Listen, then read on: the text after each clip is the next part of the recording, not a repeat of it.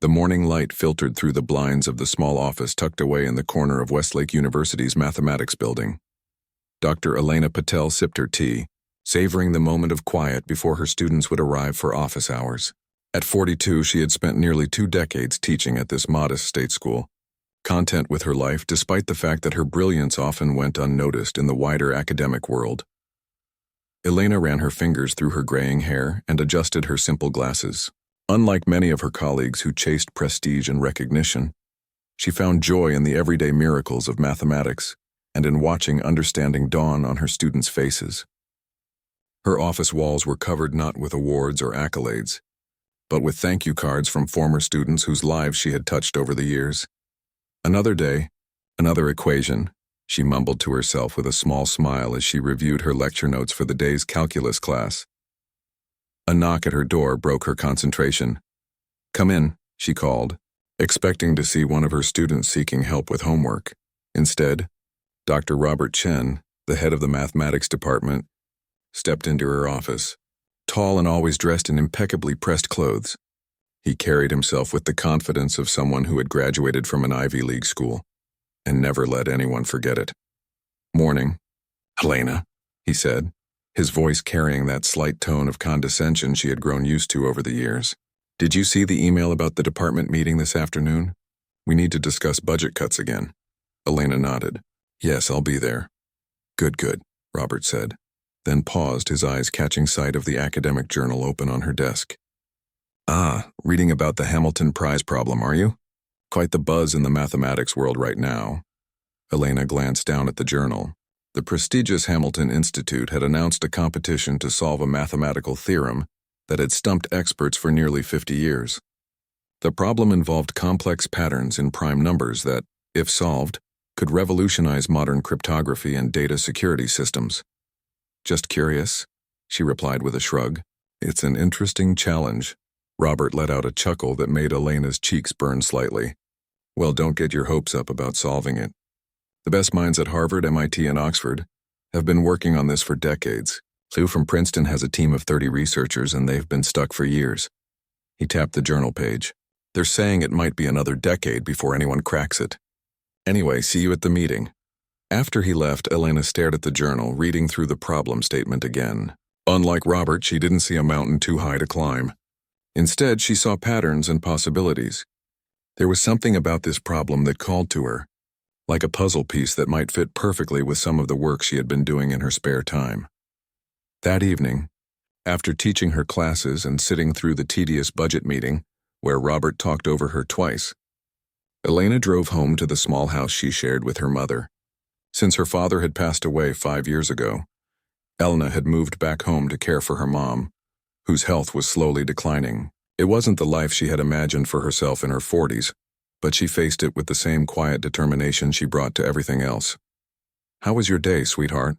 her mother asked from her favorite armchair as Elena entered carrying groceries. "The usual," Elena replied with a warm smile. "How about yours? Did you finish that book you were reading?" They chatted as Elena prepared dinner, her mother's stories about the neighborhood gossip a welcome distraction from the complex mathematical concepts constantly swirling in her mind. After dinner and helping her mother to bed, Elena finally had time for herself. She spread her papers across the kitchen table, the Hamilton Prize problem staring back at her. Most mathematicians approached it using computational brute force, or by building on existing theoretical frameworks. But Elena had always seen mathematics differently.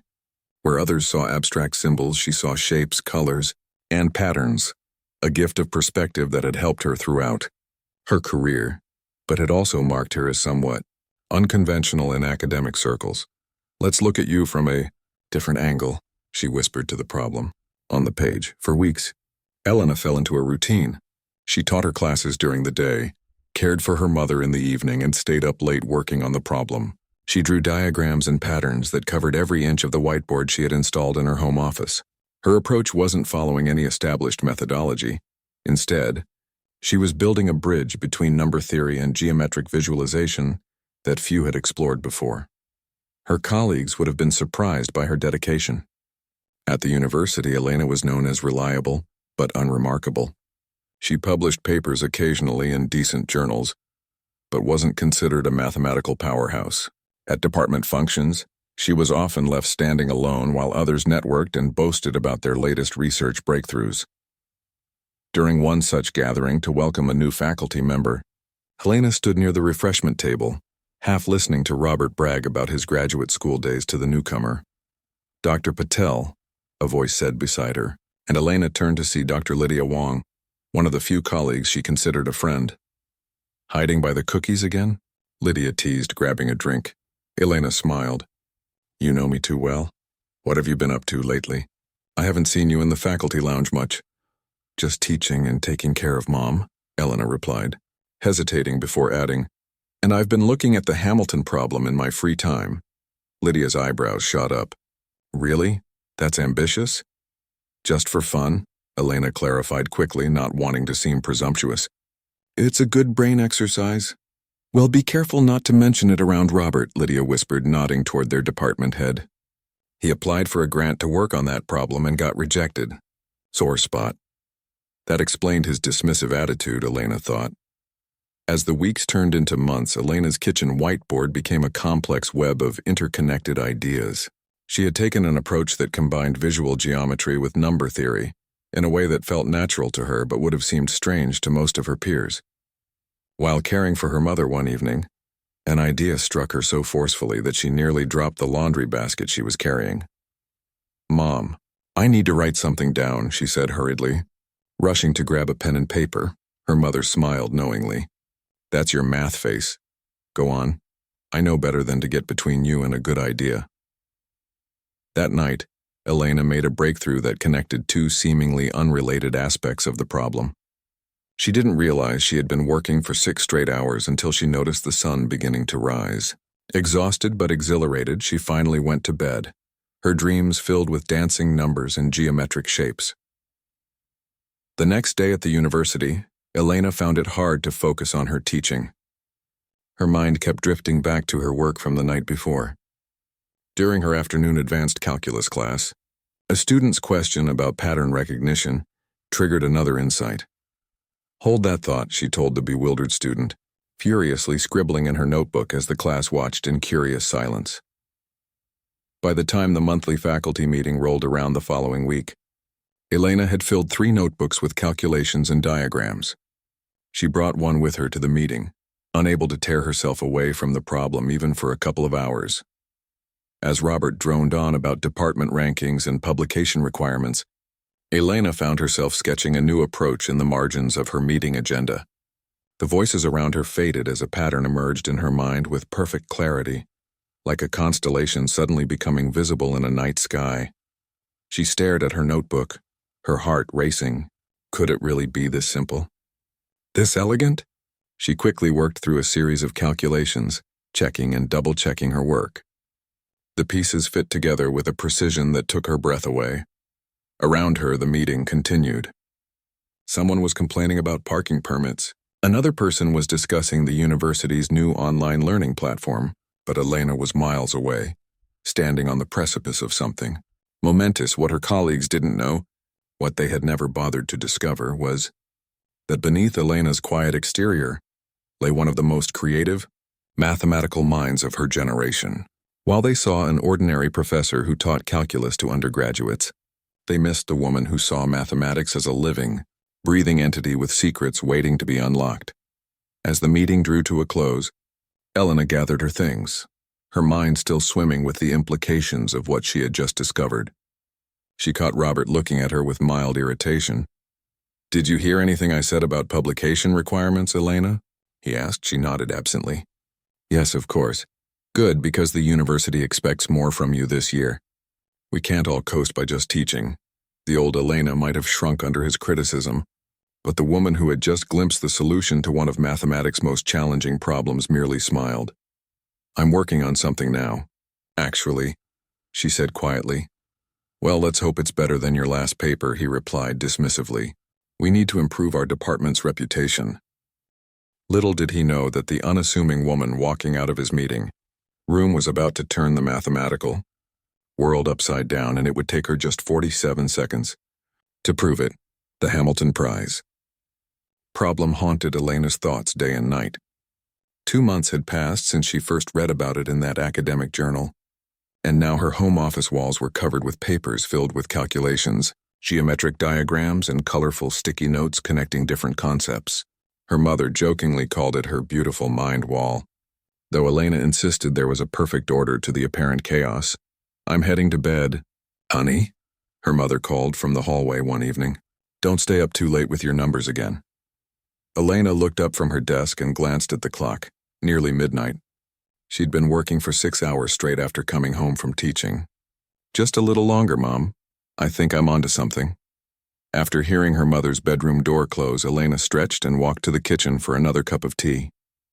The house was quiet except for the ticking of the old grandfather clock that had belonged to her father. These late-night sessions had become her refuge, the time when she could fully immerse herself in the mathematical puzzle that was slowly revealing its secrets to her. Back at her desk, she stared at the core equation of the Hamilton problem. Where most mathematicians saw a computational nightmare requiring supercomputers and teams of researchers, Elena saw something different, a pattern with an almost musical quality to it, like a symphony waiting for the right conductor to bring all the instruments together. Her approach was considered outdated by many modern mathematicians. While her colleagues relied heavily on computational methods, Elena preferred working with pencil and paper, visualizing problems spatially in ways that computers couldn't. It was this unique perspective that made her an excellent teacher, but had also kept her from being taken seriously in research circles, dominated by technical specialists. The next morning, Elena arrived at the university with dark circles under her eyes but a renewed sense of purpose. She had made a small breakthrough overnight. Nothing revolutionary yet, but a different way of looking at one aspect of the problem that might open new doors.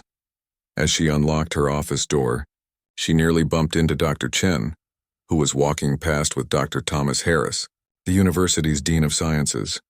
"Ah, Elena," Robert said with forced politeness, clearly trying to make a good impression on the dean. "Have you met Dean Harris? He's visiting all the departments this week." "Not formally," Elena replied, shifting her heavy bag of student papers to shake the dean's hand. "It's nice to meet you, sir." "Dr. Patel teaches our undergraduate calculus sequence," Robert explained, in a tone that made it sound like a lesser assignment. "One of our most reliable faculty members," the dean nodded politely. "I've heard good things about your teaching from students, Dr. Patel." "Thank you," Elena said. "I enjoy working with them." "Elena, the dean, and I were just discussing the university's new initiative to raise our research profile," Robert interjected. "All faculty are expected to submit proposals for significant research projects by the end of the semester." Elena felt her stomach tighten. More pressure to publish when she was already stretched thin between teaching, caring for her mother, and her work on the Hamilton problem. "I'll keep that in mind," she said, trying to keep her voice neutral. After they left, Elena sank into her chair and let out a deep sigh. The academic game had never been her strong suit. The politics, the constant pressure to publish or perish, the emphasis on flashy research over quality teaching. Yet here she was, working on one of the most significant problems in modern mathematics, and she couldn't tell anyone about it for fear of ridicule. Later that day, during her advanced calculus lecture, Elena found herself using the Hamilton problem as an example to illustrate a concept to her students. Careful not to mention she was actively working on solving it. "So you see," she explained, drawing a complex diagram on the whiteboard, "sometimes in mathematics, approaching a problem from an unexpected angle can reveal solutions that remain hidden when using conventional methods." A student in the front row, Priya, raised her hand. "Dr. Patel, isn't that the famous Hamilton problem you're using as an example? My brother's a grad student at MIT and he says their whole department is working on it." Elena felt her cheeks warm slightly. "Yes, it is. It's a good teaching example because it connects several mathematical concepts we've been studying." "Have you ever tried solving it yourself?" another student asked. The question hung in the air for a moment as Elena considered how to respond. "I've played around with it," she admitted finally. "It's a fascinating problem." "You should totally enter that competition," Priya said enthusiastically. "The deadline's in 3 months, right?" "That's very kind, but there are thousands of mathematicians worldwide working on this problem," Elena replied with a small smile. "Now let's get back to today's lesson. That evening, as Elena graded papers at her kitchen table while her mother watched TV in the living room, her phone buzzed with a text message from Lydia. "Check your email. Department Research Fund's announcement. Deadline next week." Elena groaned inwardly as she opened her laptop to check. Sure enough, there was an email from Robert announcing a small pool of department funds available for promising research projects. The catch: presentations would need to be made to a faculty committee in just 5 days. For a brief, wild moment, Elena considered presenting her work on the Hamilton problem. The thought vanished as quickly as it had appeared. Her approach was too unconventional, too different from the kind of research Robert and the others respected. Besides, she wasn't ready to share her work yet. It was still developing, still fragile. Instead, she returned to grading papers, but her mind kept wandering back to the Hamilton problem. There was something there just beyond her grasp, like a word on the tip of her tongue. The next few weeks passed in a blur of teaching, committee meetings, and late nights working on the problem. Elena's mother noticed her growing exhaustion. "You're running yourself into the ground, Elena," she said one morning, watching her daughter gulp down coffee before rushing off to teach. "What's so important about this math thing anyway?" Elena paused, trying to find words to explain to someone who had never experienced the thrill of mathematical discovery. "It's like when Dad used to restore those old clocks," she said finally. "Remember how he'd spend weeks figuring out what was wrong? And then when all the gears finally lined up and it started ticking again, his face would light up?" "It's like that." Her mother's expression softened. "He was always so proud of your math skills. Said you got the good parts of his tinkering mind, but none of the messiness." Elena smiled at the memory. Her father, a watchmaker by trade, had been the first to notice her gift for patterns and numbers when she was just a child. He'd never gone to college himself, but had made sure Elena had every opportunity to develop her talents. "I just need to see this through, Mom," she said quietly. "I feel like I'm close to something important." As the submission deadline for the Hamilton Prize drew nearer, Elena found herself waking up in the middle of the night with new ideas. She'd keep a notebook by her bed to scribble down thoughts before they could slip away. During her morning commute, she'd dictate observations into her phone's voice recorder. Even while shopping for groceries, she would sometimes stop in the middle of an aisle, struck by a new connection between concepts. One Saturday morning, while helping her mother in the garden, Elena had a moment of clarity about a particularly troublesome aspect of the problem. She dropped the trowel she was holding and ran inside to her office, ignoring her mother's confused calls. 2 hours later, she emerged, dirt still on her knees, but with a breakthrough that connected two seemingly unrelated aspects of the problem. For the first time, she could see the general structure of a possible solution taking shape. That night, as Elena sat on her back porch staring at the stars, a strange calm washed over her. Most mathematicians approached problems like the Hamilton with teams of researchers, sophisticated computer programs, and institutional support. She had none of those things, just her intuition, persistence, and a different way of seeing. And yet somehow she felt she might succeed where others had failed. Not because she was smarter, but because she was looking in places others hadn't thought to look. The solution, she suspected, wasn't going to come from brute computational force, but from a fundamental insight about the nature of the problem itself. The next morning, Elena made a decision. She would submit her work to the Hamilton Prize competition, regardless of what her colleagues might think. She began organizing her notes, creating a coherent framework for her approach. It wasn't a complete solution yet. There were still gaps to fill and proofs to finalize, but the core insight was there, waiting to be developed. As she worked on her submission during every spare moment, Elena felt a growing sense of purpose. For years she had been content to remain in the background, teaching her students and publishing modest papers. Now, for the first time in her career, she was reaching for something more. Whether she succeeded or failed, she would know she had dared to challenge one of mathematics' greatest puzzles with nothing but her unique perspective and quiet determination. And somehow that already felt like victory. Elena shuffled into the monthly department meeting, clutching both her coffee mug and a notebook filled with her latest work on the Hamilton problem. Dark circles had taken up permanent residence under her eyes, but there was a new energy in her step these days. She'd made significant progress over the past week, finding connections that felt like stepping stones across a wide river. The department conference room was already half full. Dr. Chen stood at the front, arranging his presentation notes with his usual air of self-importance. Elena slipped into a chair near the back, nodding politely to a few colleagues but keeping to herself. These meetings were rarely productive, and she had learned to bring work to occupy her mind during the inevitable administrative droning. "Good morning, everyone," Robert began once the room had filled. "We have several important items on today's agenda. First, I'd like to discuss the upcoming budget considerations for next fiscal year." Elena opened her notebook to her latest diagrams. She had been exploring a geometric interpretation of the Hamilton problem that no one else seemed to be considering. While most researchers were treating it as a purely computational challenge, she saw it as a problem of shape and structure. Her approach involved visualizing the mathematical relationships in three-dimensional space, finding patterns in how certain numerical sequences related to each other when mapped onto geometric forms. As Robert continued talking about budget allocations and departmental priorities, Elena's pencil moved across the page, sketching a new variation of her model. She was only half listening to the meeting, catching phrases like publication requirements and research funding without fully engaging. "And as you all know, the university is emphasizing research output this year," Robert was saying, his voice cutting through her concentration momentarily. "Dean Harris has made it clear that departments with higher publication rates will be prioritized for funding next year." Elena frowned slightly, drawing a more emphatic line in her notebook. The constant pressure to publish was part of why she had kept her work on the Hamilton problem private. True mathematical insight couldn't be rushed or forced to fit academic calendars and funding cycles. Additionally, Robert continued, "I should mention that several faculty members haven't met their expected publication quotas for the past 2 years. His eyes flicked briefly toward Elena, and she felt a flush of embarrassment. She knew he was referring to her, among others.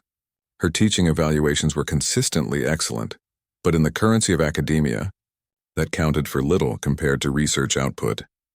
As Robert moved on to discussing department website updates, Elena returned to her notes.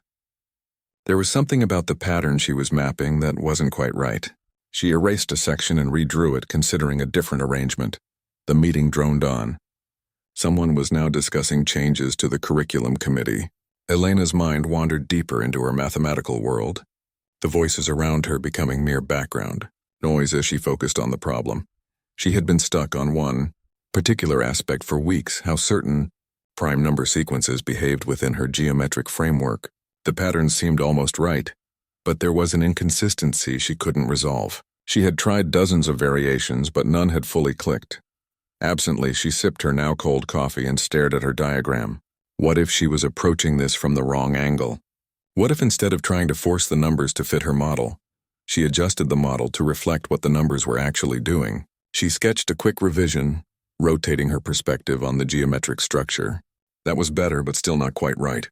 She chewed on her pencil, a habit from childhood that returned whenever she was deep in thought. "And finally, before we wrap up, let's discuss the upcoming conference schedule," Robert was saying. "Several prestigious mathematics conferences have submission deadlines approaching, and I strongly encourage everyone to consider presenting." Something in Robert's words triggered a thought in Elena's mind, though it had nothing to do with conferences. The word "approaching" echoed in her head as she stared at her diagram. What if these numerical sequences weren't just related, but were actually approaching each other in a specific way? She quickly drew a new diagram, her hand moving almost of its own accord. Instead of treating the number patterns as static structures, she began to visualize them as dynamic systems moving through space, their relationships shifting over time. As she worked, the voices and sounds of the meeting faded completely from her awareness. The mathematical landscape in her mind became more vivid than the physical room around her. She could almost see the shapes rotating and aligning, revealing connections that had been invisible before. Then it happened. In a moment of perfect clarity, the final piece fell into place. The pattern completed itself on her page, and Elena suddenly understood exactly how everything fit together. The solution to the Hamilton problem, or at least the key insight needed to solve it, was right there in front of her, sketched in pencil on ordinary notebook paper. Her hand froze. Her breathing stopped.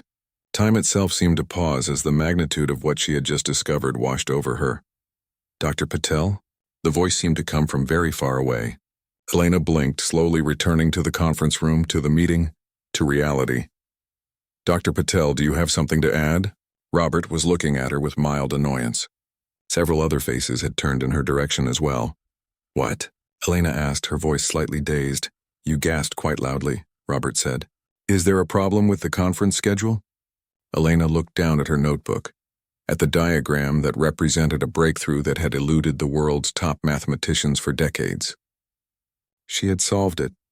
In the middle of a mundane department meeting, while people discussed website updates and budget allocations, she had solved one of the most challenging mathematical problems of the century. No, she said quietly, carefully closing her notebook. No problem at all. Very well, Robert said, clearly unimpressed. As I was saying, the International Mathematics Symposium in Zurich has extended their submission deadline. Elena barely heard him. Her heart was pounding in her chest. She needed to check her work, to verify that what she thought she had discovered was real and not just a product of sleep deprivation and too much coffee. But deep down she knew. The feeling of rightness of mathematical truth was unmistakable. The meeting finally ended, and faculty members began gathering their things and filing out of the room. Elena remained seated, still stunned by what had happened. Are you coming, Elena? Lydia asked, pausing by her chair. You look like you've seen a ghost. Elena managed a smile. I'm fine. Just tired. I'll be along in a minute. After everyone had left, Elena reopened her notebook and stared at the diagram. She took out her phone and checked the time.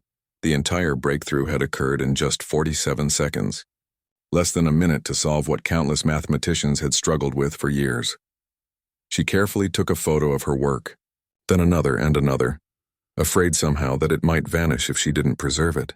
Then she packed up her things and walked slowly back to her office, feeling as though she was moving through a dream. Once inside with the door closed, Elena spread her notes across her desk and began working through the solution step by step, verifying each component, each connection. Hours passed as she translated her geometric insight into formal mathematical language, creating a rigorous proof that would stand up to the scrutiny of the world's top minds. By late afternoon, she was confident. The solution was real. Her approach, visualizing the problem geometrically rather than attacking it computationally, had revealed pathways that others had missed. The implications were enormous, not just for solving this particular problem, but for entire branches of mathematics and computer science. Elena sat back in her chair, suddenly aware of how exhausted she was. She should feel elated, triumphant, but instead she felt a strange mixture of disbelief and calm. She had done it, but what came next? The Hamilton Prize submission deadline was still weeks away. She had time to refine her proof to make it absolutely watertight, but part of her wanted to share her discovery immediately, to tell someone who would understand its significance. She picked up her phone, then set it down again. Who would she call?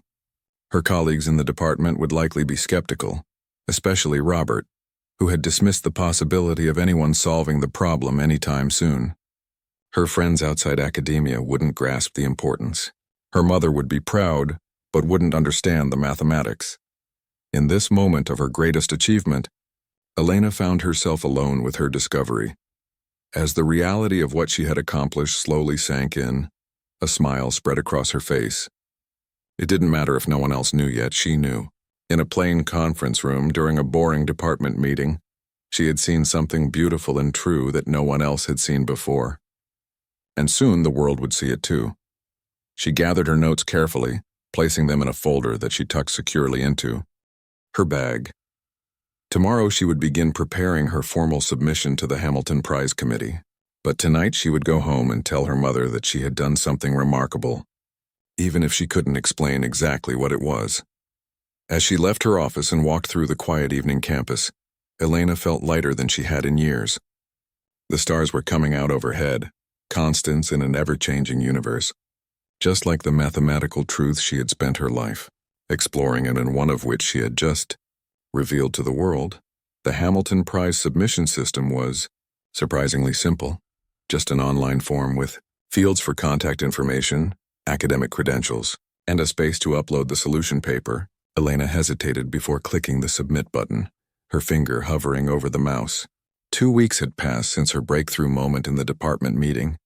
2 weeks of checking and rechecking her work, refining her proof, and making sure every step was clear and irrefutable. Still, doubt crept in. What if she had made a fundamental error? What if her approach was flawed in some way she couldn't see? She was, after all, a teaching professor at a modest state university, not a research powerhouse from MIT or Princeton. "Stop it," she whispered to herself. "The math is either correct or it isn't. It doesn't care where you work." Taking a deep breath, she clicked submit. A confirmation page appeared, thanking her for her submission and explaining that all entries would be reviewed by the Hamilton Prize Committee, with results announced within 6 weeks. 6 weeks. A month and a half of waiting and wondering. Elena closed her laptop and leaned back in her chair.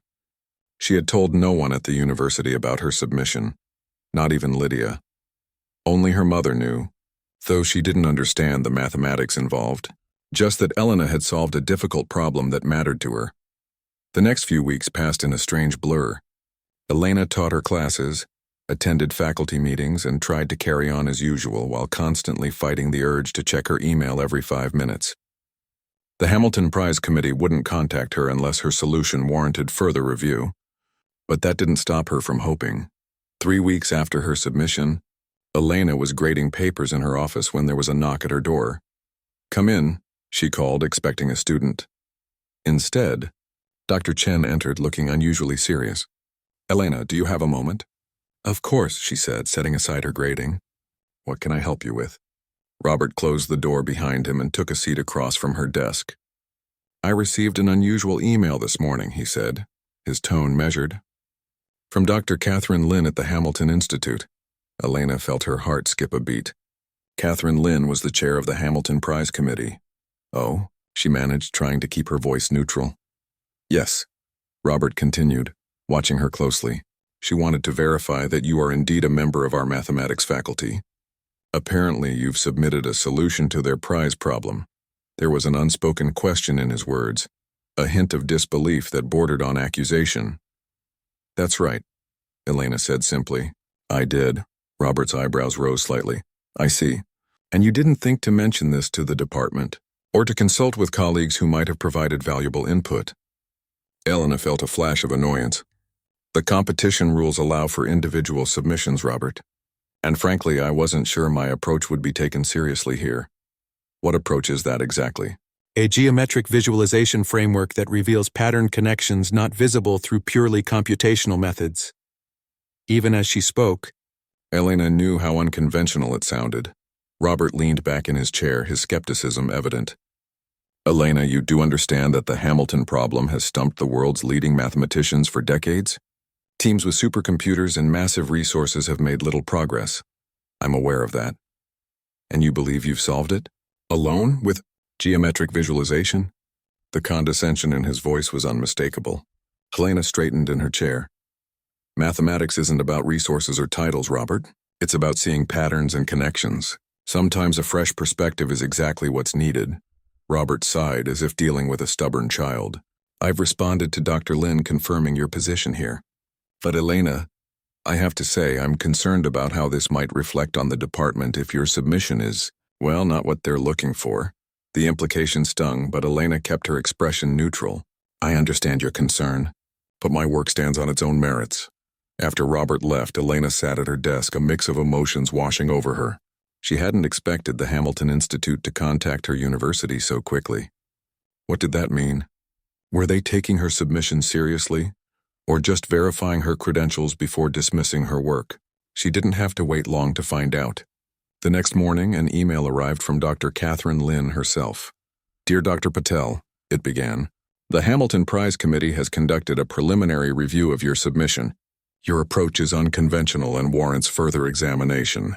We would like to schedule a video conference with you to discuss certain aspects of your proof in greater detail. Please advise your availability for next week." Elena read the email 3 times, her hands trembling slightly. They were taking her seriously enough to want to talk to her. It wasn't a rejection, at least not yet.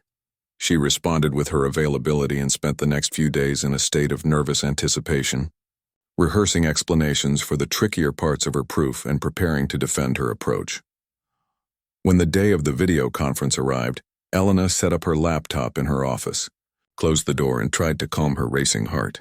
At precisely the scheduled time, the call connected, and she found herself facing not just Dr. Lin, but 4 other members of the Hamilton Prize Committee, all renowned mathematicians whose work she had studied and admired for years.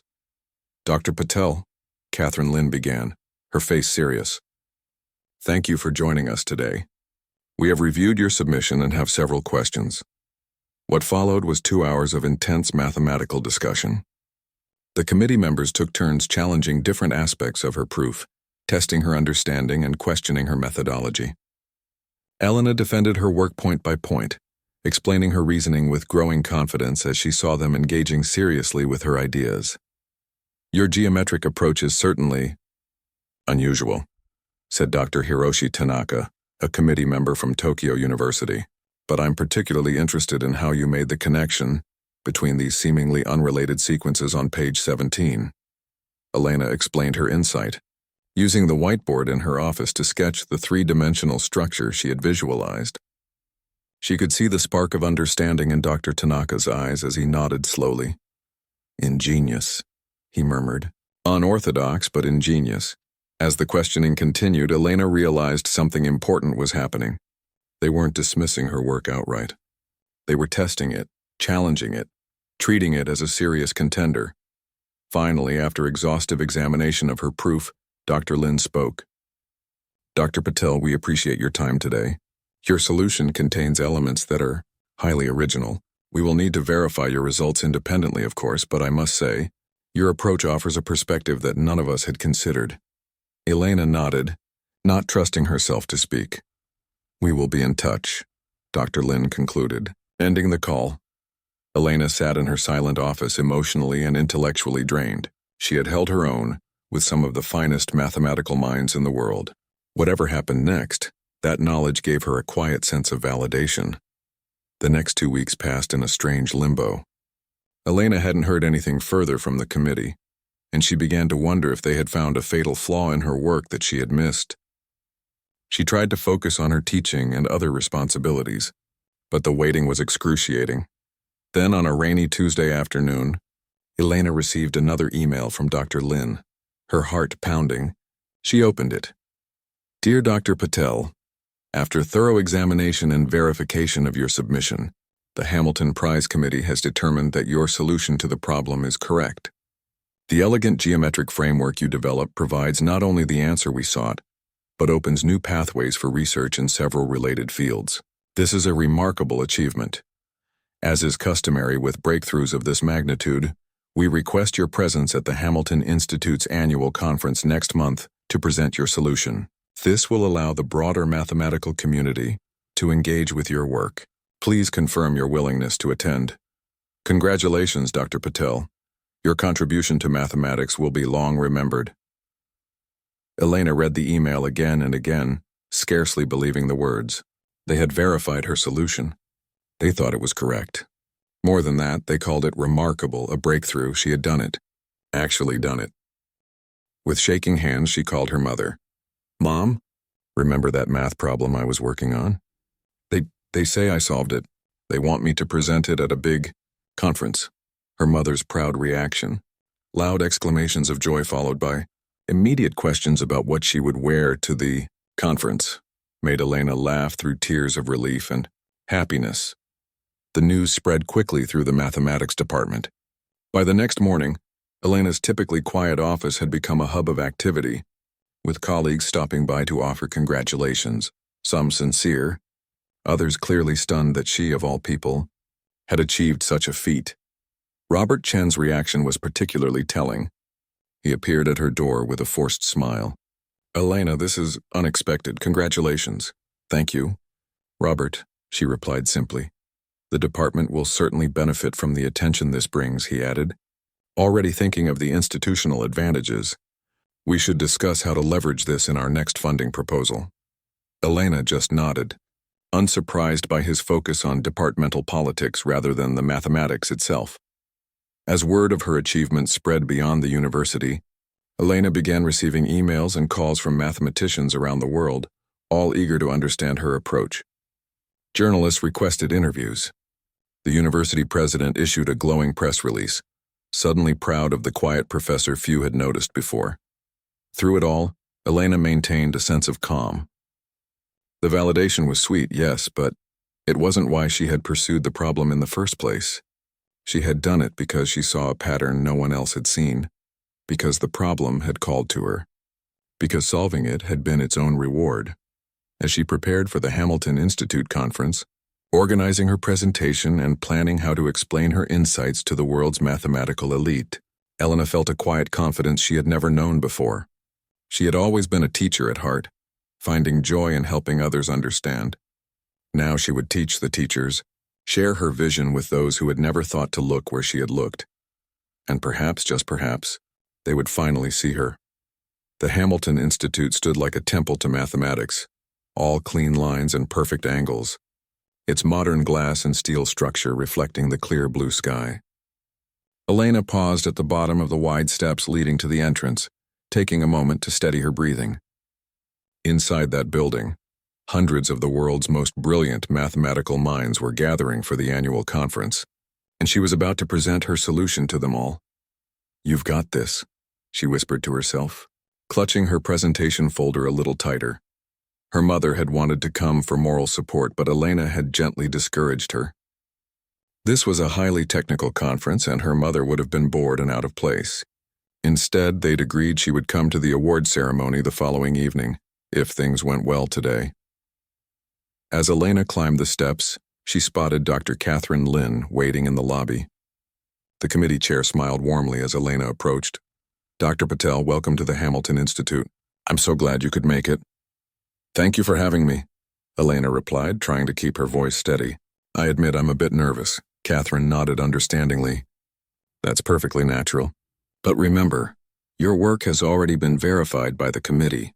You're not here to defend it. You're here to share it." That subtle distinction helped ease some of Elena's anxiety. Yes, she was here to share her insight, to teach, and teaching was what she did best. Catherine led her through the bustling lobby, where clusters of mathematicians were engaged in animated conversations. A few heads turned as they passed, and Elena caught snatches of whispers. "That's her and Hamilton's solution and geometric approach." Word had clearly spread. They arrived at a small preparation room adjacent to the main auditorium. Inside, several other committee members were waiting, including Dr. Tanaka, who had been particularly interested in her approach during the video conference. "Dr. Patel," he greeted her with a respectful bow, "I've been working through your methodology again. The elegance of your geometric framework is truly remarkable." "High praise coming from you, Dr. Tanaka," Elena replied with genuine humility. His work on computational mathematics was legendary. "I must confess," he continued, "I would never have considered visualizing the problem in three-dimensional space. We've become so reliant on computational approaches that sometimes we forget to simply see." For the next half hour, Elena reviewed her presentation with the committee members, addressing a few last-minute questions and making minor adjustments to her slides. As the start time approached, Catherine checked her watch. "It's time," she announced. "The auditorium is full." "Everyone is eager to hear from you, Dr. Patel." Elena took a deep breath and followed Catherine through a side door onto the stage. The auditorium was indeed packed.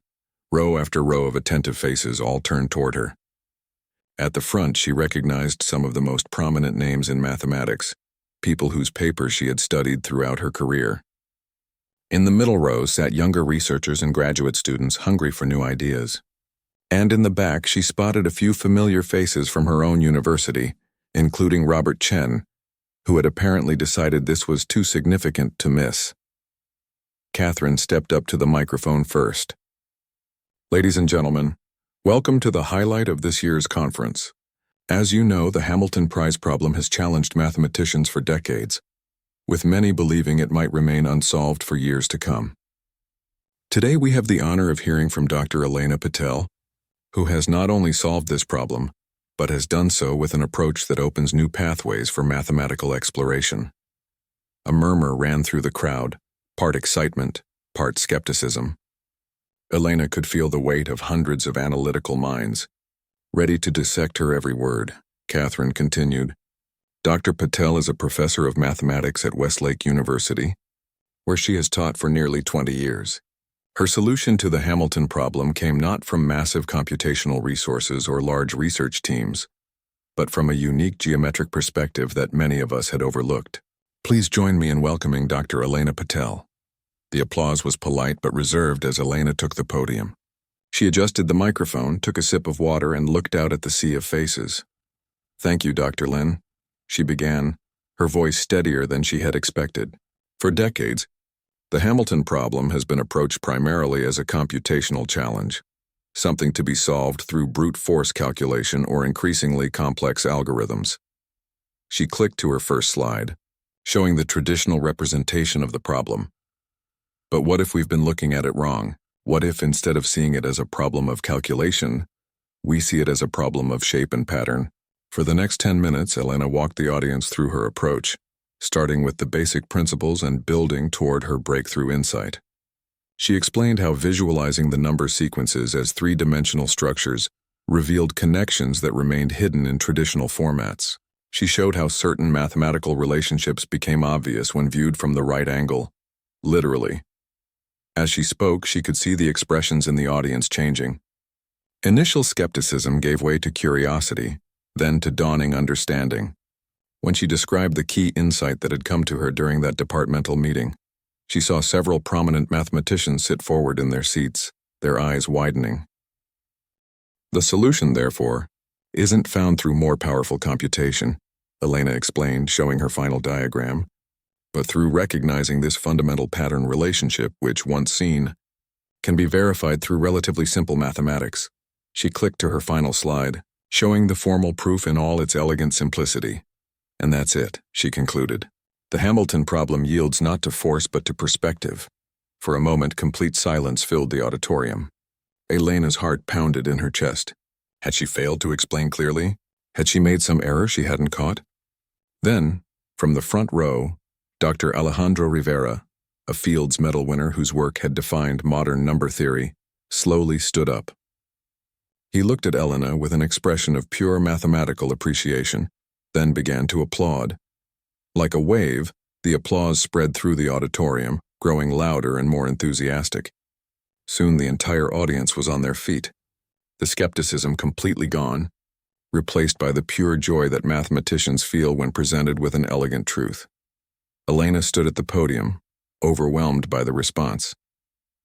This wasn't just professional courtesy. This was genuine recognition from a community that valued truth above all else. They had seen her solution, understood it, and recognized its beauty. The standing ovation continued for nearly a minute before Catherine returned to the microphone, beaming with satisfaction. "I believe we have time for a few questions," she announced as the audience finally returned to their seats. Dozens of hands shot up immediately. Catherine pointed to Dr. Rivera first. "Dr. Patel," he said, his voice carrying the slight accent of his native Spain. "Your geometric approach is brilliantly unconventional. Have you applied similar visualization techniques to other unsolved problems?" "Not yet," Elena admitted. "But I believe this framework could be adapted to several other challenges, particularly in prime number theory." Another prominent mathematician asked, "How did you come to consider a three-dimensional approach when most of us have been working in computational spaces?" Elena smiled slightly. "I've always thought visually. When I teach complex concepts to my students, I often use geometric analogies to help them understand. It seemed natural to apply the same approach to my research." The questions continued for nearly half an hour, all serious. Respectful inquiries about her methodology, her insights, and the implications of her solution. No one questioned her credentials or expressed doubt about her results. The mathematics spoke for itself, and in that universal language, Elena had said something profound. After the session ended, Elena found herself surrounded by colleagues eager to speak with her personally. Young graduate students asked for her advice on their own research. Established professors who had never given her a second glance at previous conferences now sought her insights. Even Robert Chen approached, a strange mix of pride and chagrin on his face. "Remarkable presentation, Elena," he said. "The department is incredibly proud. We'll have to discuss adjusting your teaching load to give you more time for research when we get back." Elena just nodded, amused by his sudden change of heart. Later that evening, at a reception hosted by the Institute, Catherine Lynn found Elena by the windows, taking a quiet moment away from the constant stream of congratulations and questions. "How are you holding up?" Catherine asked, handing her a glass of champagne. "It's a bit overwhelming," Elena admitted. "Yesterday I was just a math professor from a small university. Today people are asking me to sign their conference programs." Catherine laughed. "That's how it goes in our field. One day you're working in obscurity, the next you're a mathematical celebrity." She clinked her glass against Elena's. "Tomorrow's award ceremony will make it official, but I wanted to tell you personally, your contribution isn't just significant because you solved the problem. It's significant because you've reminded all of us that breakthrough insights don't always come from the expected places or through conventional methods." Elena smiled, thinking about her humble office back at Westlake, her whiteboard covered in diagrams, her students who had unknowingly helped shape her thinking through their questions and perspectives. "The funny thing is," she said quietly, "I never set out to win a prize or make a name for myself. I just saw a pattern that needed to be understood." "That's usually how the best mathematics happens," Catherine replied, "not in pursuit of recognition, but in pursuit of truth." The next evening, with her mother watching proudly from the audience, Elena received the Hamilton Prize, a simple crystal sculpture representing mathematical elegance and a substantial monetary award that would fund her research for years to come. As cameras flashed and the audience applauded, Elena thought about the moment in that ordinary department meeting when the solution had come to her in just 47 seconds. In her acceptance speech, she spoke not of her own achievement but of the beauty of mathematics itself and its power to reveal hidden truths. She talked about the importance of approaching problems from multiple perspectives and of making room in the field for different ways of thinking. And she thanked her students whose questions had continuously pushed her to find clearer, more intuitive ways of explaining complex concepts. As she concluded her speech, Elena looked out at the audience and said simply, "The most powerful solutions are often hiding in plain sight, waiting for someone to look at the problem from a slightly different angle. In mathematics, as in life, sometimes you have to change your perspective to see the truth." The applause that followed wasn't just for her solution, but for the wisdom in those words, a reminder that breakthroughs can come from anywhere, from anyone, at any time. All it takes is the courage to see things differently and the persistence to follow that vision wherever it leads.